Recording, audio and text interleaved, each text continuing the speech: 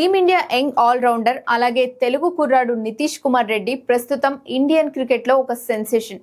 ఎందుకంటే ఇప్పటి వరకు స్పిన్ ఆల్రౌండర్లు వచ్చారు, కానీ కపిల్ దేవ్ తర్వాత అలాంటి ప్లేయర్ ఇండియాలో రాలేదు. అయితే హార్దిక్ పాండ్యా కొన్నేళ్ల క్రితం వచ్చిన గాయాల కారణంగా ఎక్కువ మ్యాచ్లు ఆడలేకపోయాడు. అయితే ఇన్నాళ్లకు పేస్ ఆల్రౌండర్ నితీష్ కుమార్ రెడ్డి వచ్చాడు. బ్యాటింగ్ చేయగలడు, బౌలింగ్ కూడా చాలా మంచి పేస్తో చేయడంతో అతన్ని జాగ్రత్తగా ఆడిస్తున్నారు.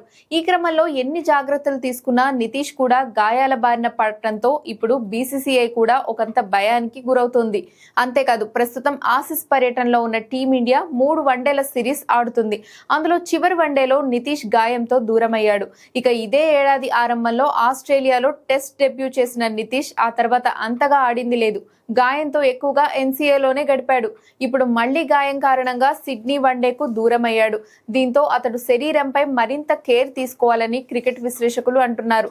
లేదంటే టాలెంట్ ఉన్న హార్దిక్ పాండ్యాలా మ్యాచ్లకు దూరం అవుతాడని అభిప్రాయపడుతున్నారు.